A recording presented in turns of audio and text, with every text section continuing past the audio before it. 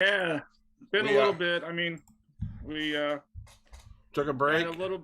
We had a couple personal issues here that I had to deal with, and but we're back, right? But we are back. Everything's good. Yeah, it's time to talk a little Dynamite from last night. Rampage. Oh yeah, Dynamite. Yeah, you're right. Dynamite from last night and the Rumble on Saturday. There you go. Absolutely, 100%.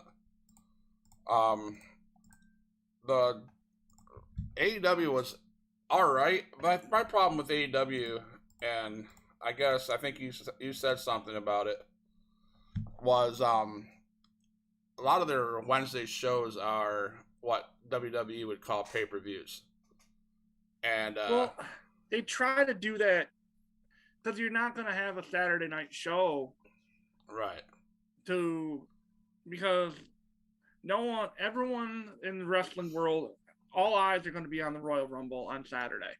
Absolutely. It's just you'd be dumb to put a pay-per-view against a show, a regular TV show against the Royal Rumble, because it is arguably the biggest pay-per-view of the year. Correct. Right, and you're going to see a lot of action. I think a lot of surprises. I think in that, and a lot of I don't know. We could debate that all day. Maybe at the end of the show we will. You are correct. Yes, I am correct. No, there's a lot happening in the world of wrestling, and I'm glad to see Moxley back. That's old news. What Bubba Ray said about Moxley, but Roman actually fired back at Bully Ray, be like, listen, dude, like he basically played both sides. I don't know if you saw that or not. Yeah, I seen that on I think Fight Night or Wrestling Inc. Yeah. He basically said, listen, man, like I can see both sides that you want to keep kayfabe, but you can't in that situation. He's actually, in my opinion, Moxley is more of a role model than a guy who doesn't go seek help. Right. Because it's all about self-help and self-care. Yep. And especially with these guys that could potentially end up with CTE and stuff like that. You don't ever want to see anybody get their brain fried like Antonio Brown. Absolutely. Yeah, absolutely. Good plug in there. You're right. I think Moxley did the right thing. He whether he passed out and someone said you're going in or what, because he made references of having a dark day. He woke up in the dirt. His life hit rock bottom, but he made the choice. He said, I want to continue wrestling, but I need help. And he doesn't owe any of us fans any I'm sorry, because I'm not going to apologize to him if I mess up and, need rehab. I don't want to apologize to anybody. So I don't see where, especially, I think you and I were talking about a couple of days ago, made references to the plane ride from hell. Yeah, those guys we looked up to as, oh my God, they're gods and everything. Right. But the events on that plane ride far exceed anything that John Moxley ever did, and that we know of. But I'm sure John Moxley isn't running around a plane with his dick hanging out saying, here, you want to pull it? Right. I mean, that's Ric Flair. Yep. And Ric Flair never apologized. No. He threw a bunch of money at him and made it go away. I mean, that's the Nature Boy. But that was a different time. That was early 90s. But right. Yeah. So we're going to jump right, and I think, I'm glad to see Moxley back, and he's going to be back on next week's Dynamite. Well, he wrestles tomorrow night, doesn't he? Yeah, tomorrow night at Rampage. Yes, he does. So that'd be a good one. So last night, you and I already talked about it. I was thinking about it. I think you're right. I think AEW missed the bar on a time frame what match should be first. I've always thought this when I watch AEW. I don't understand why they put the big match at the beginning and finish. I mean, it finished with a great match. Don't get me wrong, but I think the big match should have been the one with Cody Rhodes and Sammy Guevara. That was the match of the night. That's the one match that you look back and you see just all the high spots that they had. It was ridiculous, and I know AEW is most of your matches are high spots. Yeah. Most of them are. They're the high flying, fast paced. You don't have giants like Brock Lesnar, Braun Strowman, that kind of stuff. You have guys that are athletic. They're athletic. Not more athletic, but more they're athletes and not monsters. Right. More mobile.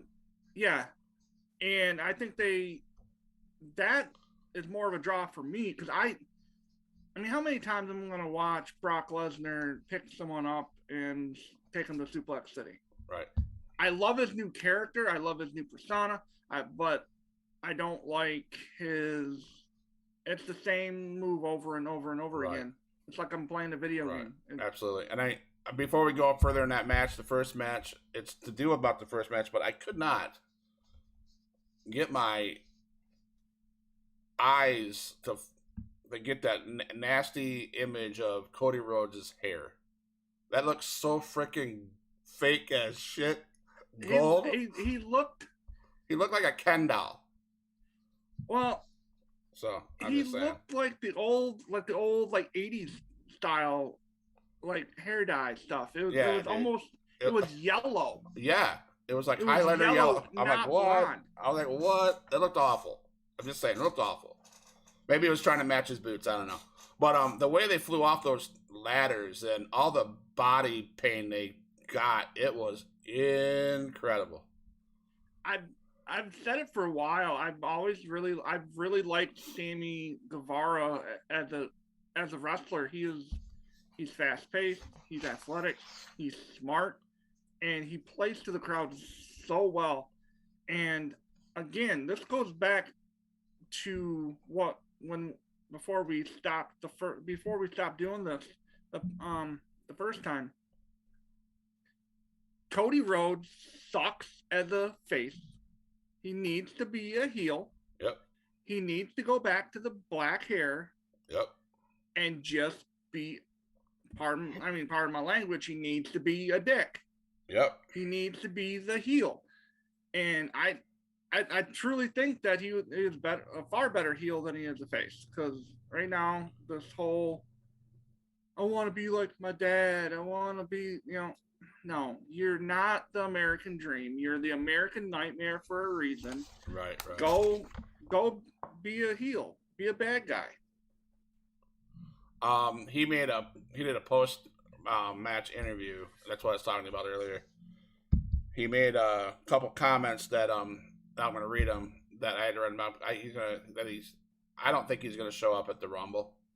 I think he's off that. I don't think he's going to be there. But these comments that he makes is, he says, "But I can tell you this: I have never felt more at home than under these lights, wrestling for TNT, for the TNT title. So AEW is his home. A title that will never, ever, ever be secondary because of matches like that." Then he goes down. He says,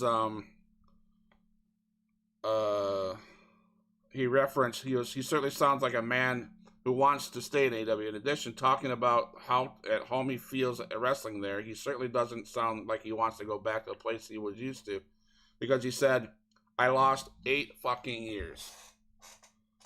So I don't think he's ever going to go back to WWE. No, him and Vince and Paul or Triple H, they don't like each other. They buried him with that Stardust bullshit. Yep. Yep. And honestly, Vince, it goes way back to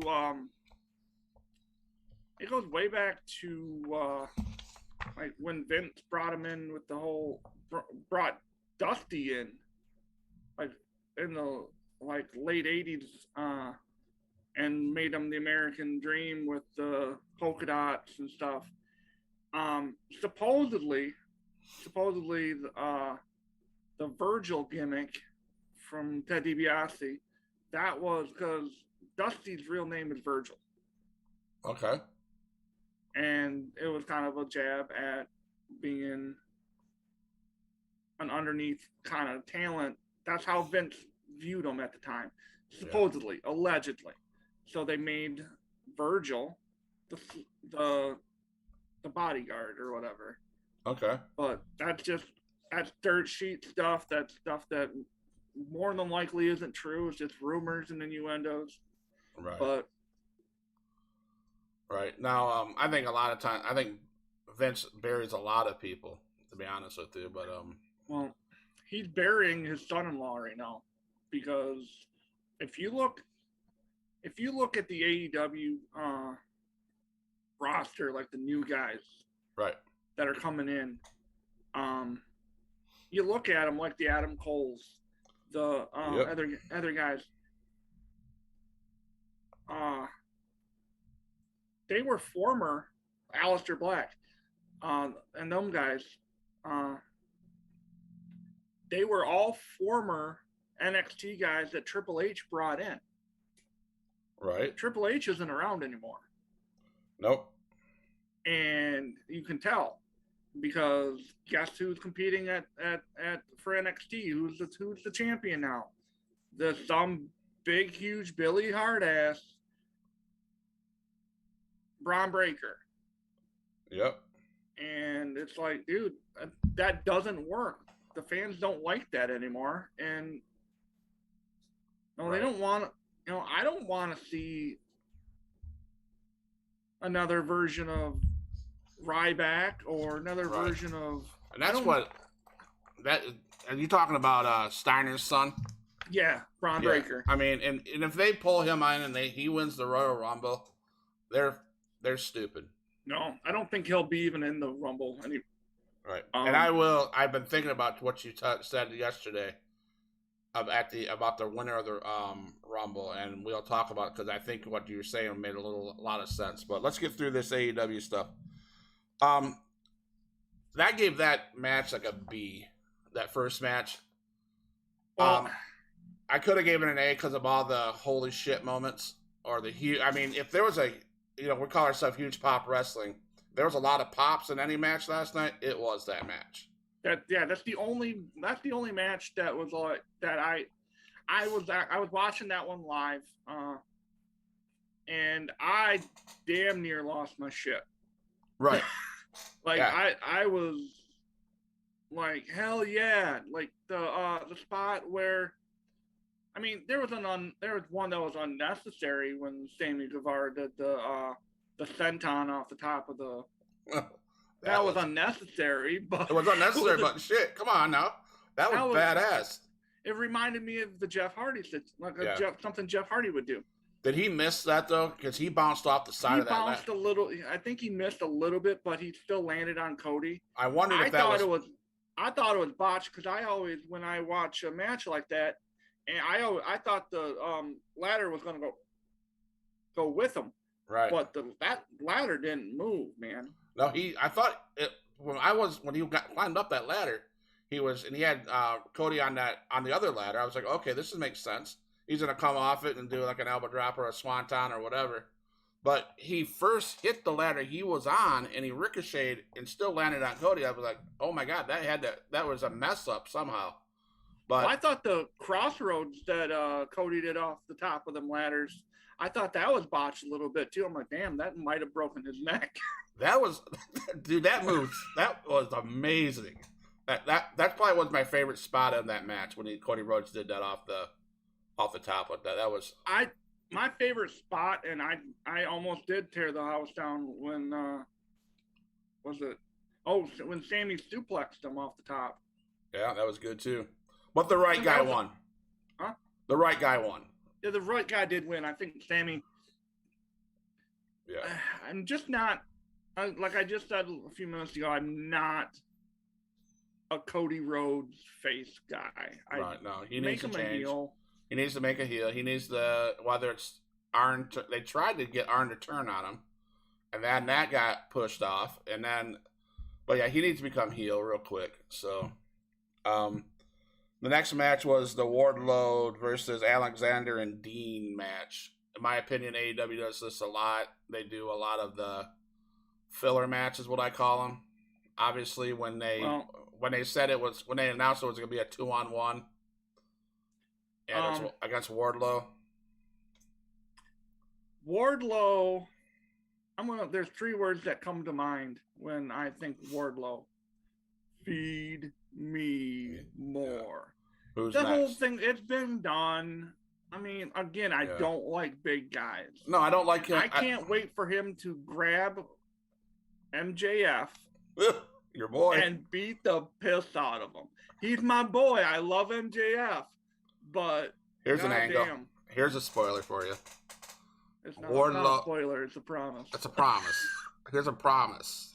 Next Wednesday, Chicago. Wardlow helps CM Punk take care of that pencil neck geek MJF.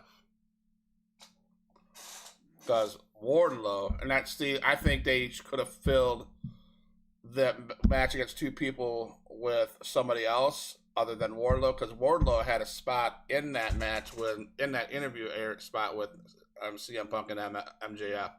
But I was like, garbage match. Yeah, I watched it. I mean, I think Wardlow's about done with that whole Pinnacle issue. Yeah. I think you're going to see the big factions, I think, start to do this. The best part of that match was when Wardlow told Shawn Spears to stay out of it.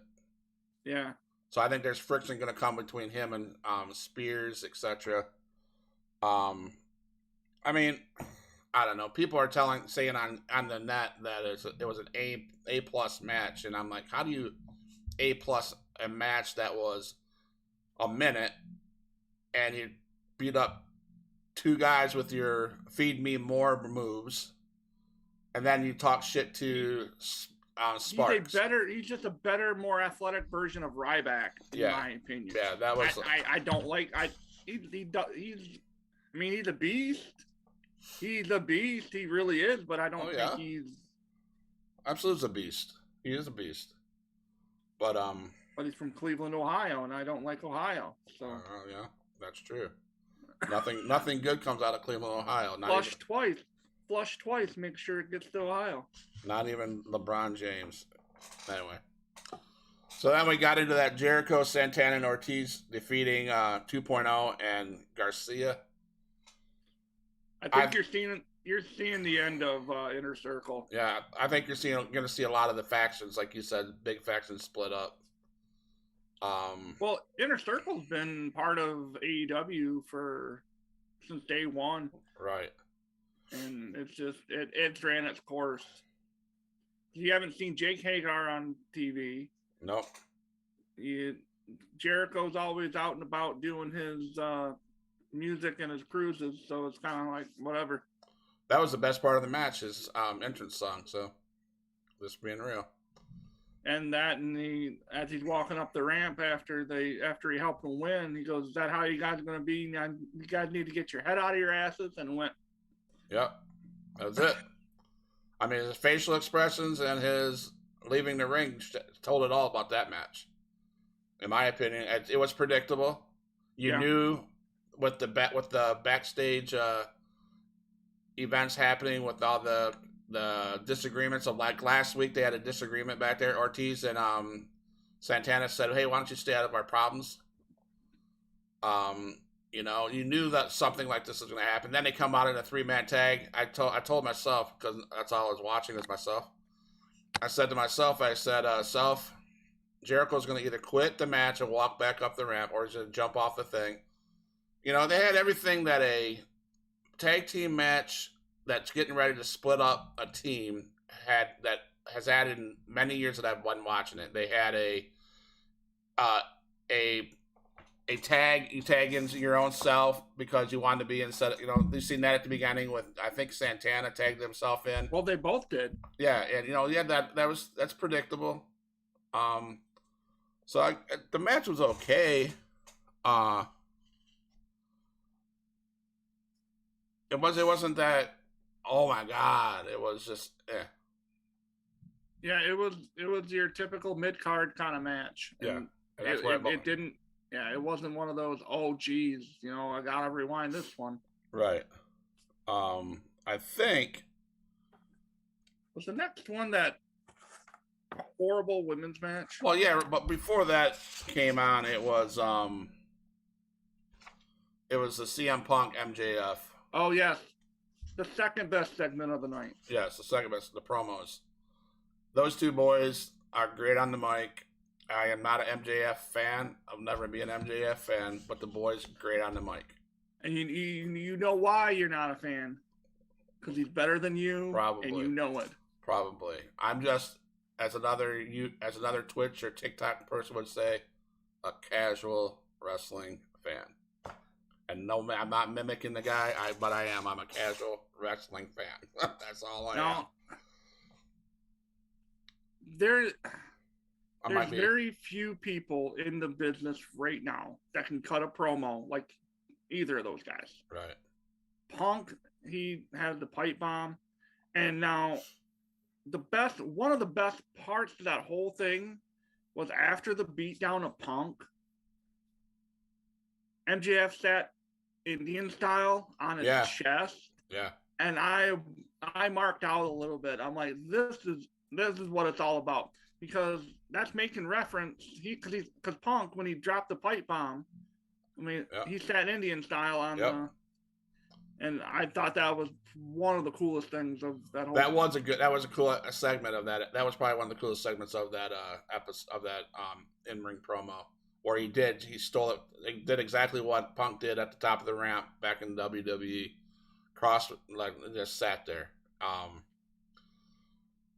I was hoping Wardlow was going to beat the hell out of MJF as he did that. I thought that would be a great way to introduce the angle of, I'm not your bully person anymore. But they didn't do it. It was almost like Wardlow was confused. But he did look a little, I should do something, but I can't. Right, I should do and I think that would have been a proper way to introduce that feud, but they're doing a great storyline with that feud, so it'll get there. But no, they both had things to say.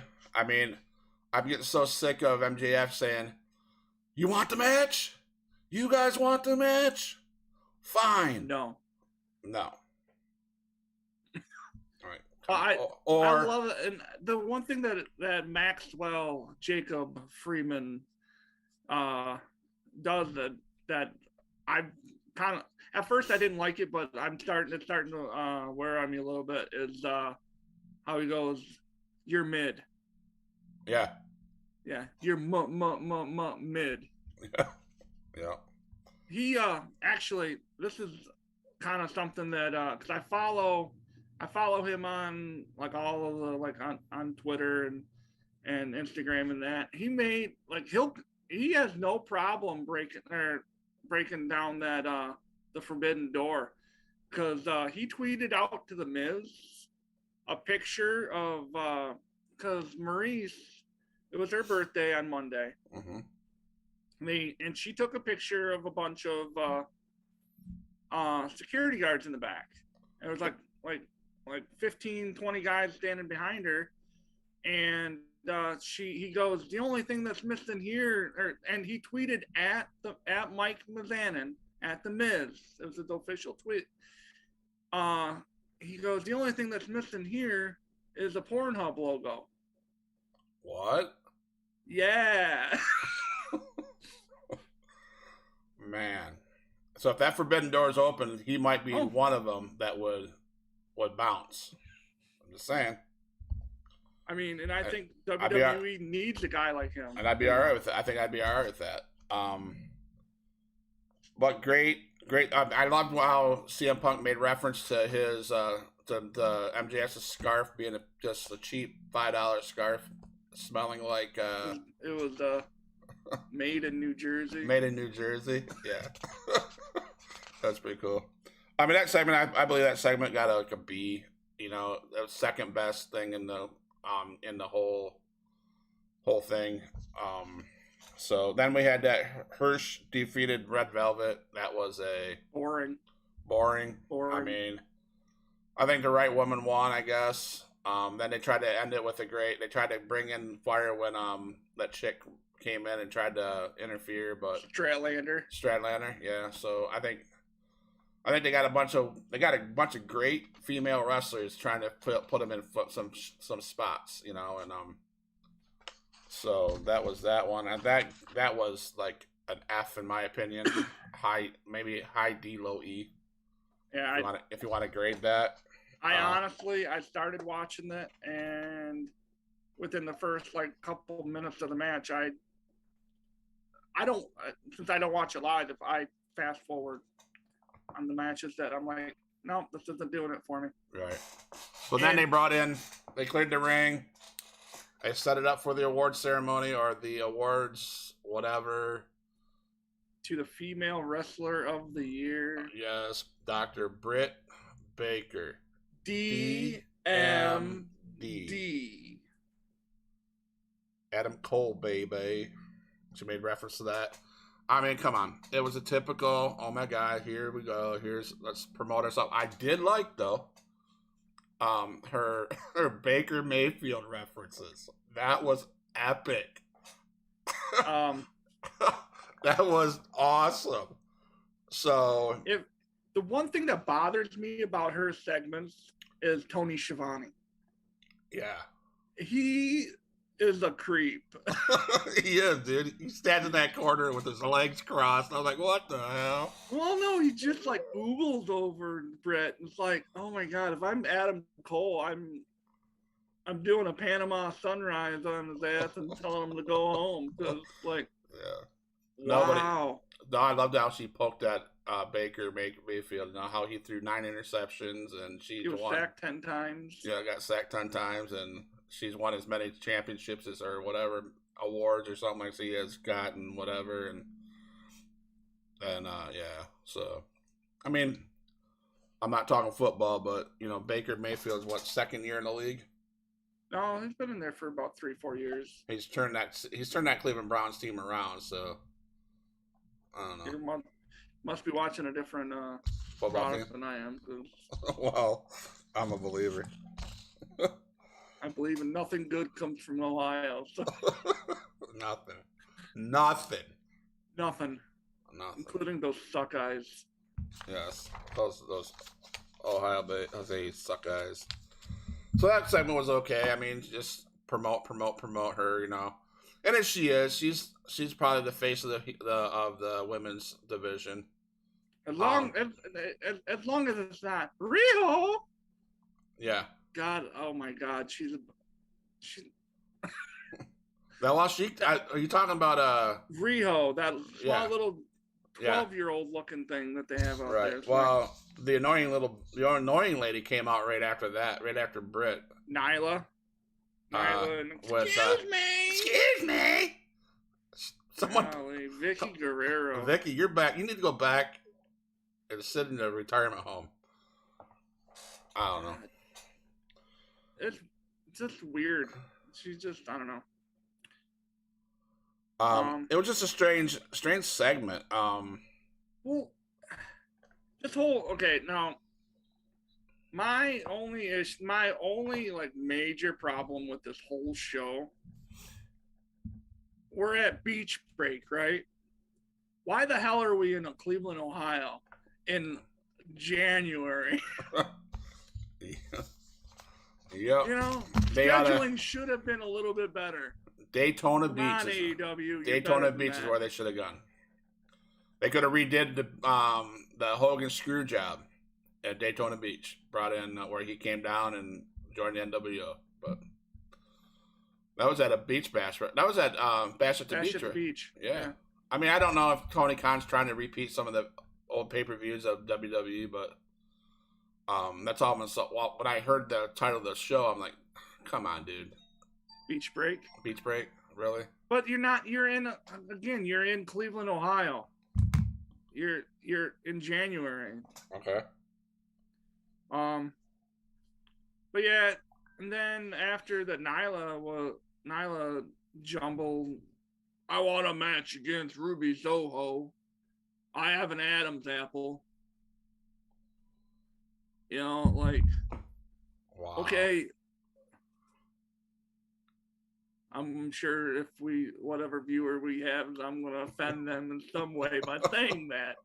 But I don't know. She's old news. Yep. She can go away. Yep. I don't know. But then the main event, that lights out match, you liked it more than I did.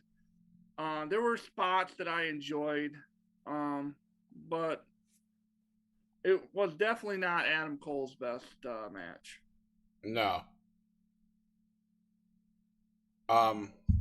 It was not. I said it. You know, how I like Orange Cassidy. I even said it. I'm beginning to see it. He's a gimmick. Adam Cole's a wrestler. Yes. And I love it. I love the gimmick. I love the thing. And he put out more wrestling moves last night that I was like, oh shit. But he's never going to be a heavyweight champion. He's never going to be a TNT champion. Nothing, because it was just going to be a gimmick. And that match, in my opinion, the ending was amazing. Those boys, those are two, again, that put on a big show doing daredevil things. That was crazy. I had a problem with the ending. And let me tell you why. I'm sorry, but I mean, unless Orange Cassidy just an absolute has grips like steel, there's no way Adam Cole's just gonna let him hug him, and come on. Yeah. Well, you could see it. You could say because he hugged him, and they both looked, and I'm like, okay, they're probably saying, oh shit, are we really gonna do this? And I liked it. I just liked it. I thought that was. It would have been good. A better ending had it not been. I think it was slightly botched, in my opinion, because it was kind of a hesitation. I didn't like the hesitation. It should have been a grab and then go. Absolutely. Instead of, but So that's how they closed it. I gave that match like a B, if I had to grade them. That's how they closed it. It was the second best match of the night. Yeah. Third best segment. Right. And that pains me because my favorite wrestler in AEW is without a doubt Adam Cole. Gotcha. He's been one of my favorites since he was with Bullet Club back in ROH. Gotcha. So but I think it'll be interesting because I think he'll end up having some sort of title run against somebody with Adam Cole? Yeah. He needs to. I mean, you bring him into AEW from over on the other side, he needs to have a run. He was the NXT champion, the longest reigning NXT champion. He deserves a run. So that wrapped up that show, and of course we have Royal Rumble on Saturday. We won't be able to do a review of our Royal Rumble because it falls on a Saturday. We like to do our reviews the following day, and both Matt and I devote our time on Sunday to our families. So people will go watch it. I'm not going to watch it live on stream. I'll probably just watch it because that's what I'll probably do. It's a good card. Let me see. I got to bring the full card up. We got the WWE title match: Bobby Lashley versus Brock Lesnar. If you take the belt off Brock Lesnar right now, you're stupid. Exactly. I don't think that guy dumb. Is over. That guy is over like crazy. Yep, you can't do that. You can't take the belt off him. I think it's going to be not a very long match either, in my opinion. I wouldn't be a bit surprised if it's the very first match of the night. Yeah, I would say it's the first. It'll probably be the first match at the beginning of the night because of what you were talking about. My pick is Brock Lesnar. Oh, Brock Lesnar's gonna destroy Lashley, and I don't like either of them as a wrestler. Right. but I don't like Lashley more. I've never been a Bobby Lashley guy. I've never liked him. Like, right. The only way Brock Lesnar loses is if they have him he's in the Royal Rumble no matter what. I like your idea, like your prediction, but the only another angle they could go is Lesnar loses the belt, he wins the Royal Rumble, he goes to WrestleMania and challenges Roman Reigns. Because Roman Reigns is not going to lose that belt to Seth Rollins. It's too early for that. Yeah. Seth freaking Rollins is annoying. I can't stand that laugh that he just sucks. One of the greatest, or one of the best ring performers we have in WWE, and that's if he would just lose the gimmick and go back and burn it down. Yeah, burn it down. Go back to burn it down and be that guy. But yeah, so I believe Rollins loses the match there. Yeah, and it'll be Reigns. We got Becky Lynch versus Doudrop. Yeah, that's a dumb match. Come on. If Becky Lynch loses that, WWF. The Royal Rumble, that should not be on a Royal Rumble pay-per-view. Nope. No. It should not be on a top 4 pay-per-view. It should not be on a big 4. No. I don't like Doudrop. I think she's absolutely garbage. Yep. And she needs to stay on Instagram. I don't just stay off my phone, stay off anything that I would. I mean, I follow her on Instagram, so. But anyways. I'm sorry. You got Edge and Beth Phoenix versus Miz and Maurice. That might be one of the more entertaining matches of the night. But you got to give it to Edge and. If you don't, the creative needs to be right. If you don't, then what was the purpose of that? Yeah, what was the purpose of bringing back Beth Phoenix for that? So yeah, my prediction is Edge and Beth Phoenix. I'll agree with that, and then Roman. I think Roman I think Roman destroys Seth Rollins. Yes, me too. Absolutely, 100%. And let's see, we have the Women's Royal Rumble. We'll start with the. So far, we have Rhea Ripley. Yep. Nikki ASH, Dana Brooke, Carmella, Queen Zelina, Tamina, Shotzi, Natalya, Aaliyah, Naomi, Shayna Baszler, Charlotte Flair, Nikki and Brie Bella, Lita, Michelle McCool, Kelly Kelly, Summer Rae, Mickie James, Bianca Belair, and Liv Morgan. I didn't count how many that it was. 2, 3, 4, 5, 6, 7, 8, 9. 1, 2, 3. 10, 11, 12, 13, 14, 15, 16, 17, 18, 19, 20, 21. That's 21. Yeah. And it's supposed to be a 30-person, right? So we have nine open spots.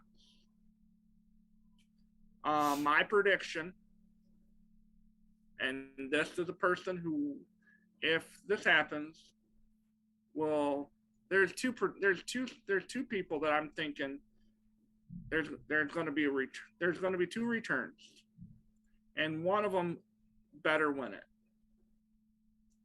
Number 1 is Asuka. I believe that she's going to make her in-ring return.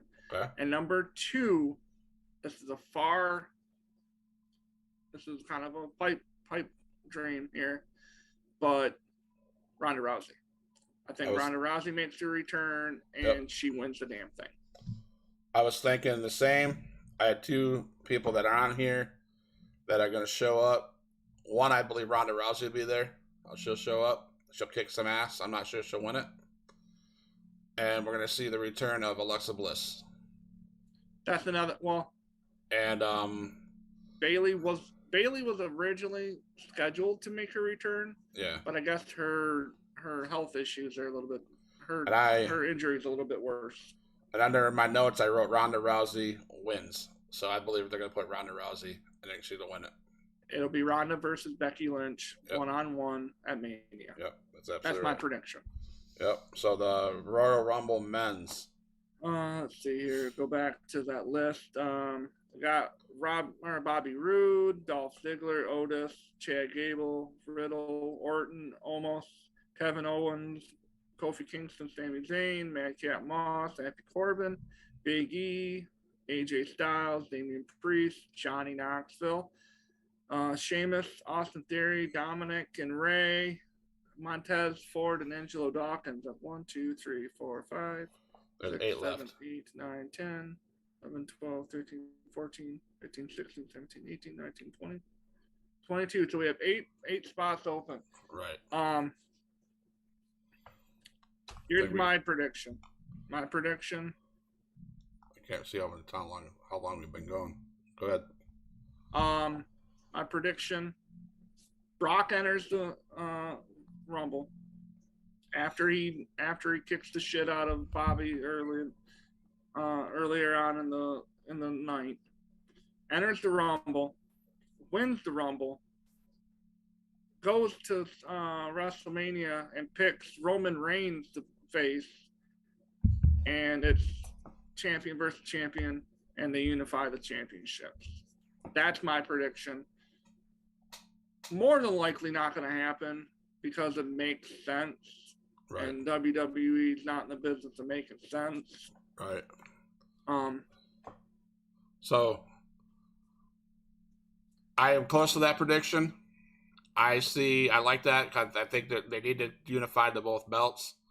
But if I had to do a maybe prediction, it would be two people I'd like to see come back with surprise entrance is Moose from Impact. Yeah. And my guy Moxley. That's never going to happen, but it'd be awesome to see that music happen. But we got to wrap it up real quick, Matt, because I think our time's about over on the call. I think you're right. I think you're close. Brock Lesnar reigns at WrestleMania.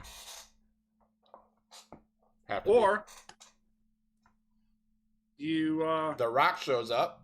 Yeah, The Rock shows up, and you got Rock Roman at Mania. Who knows? Hey, you have last words?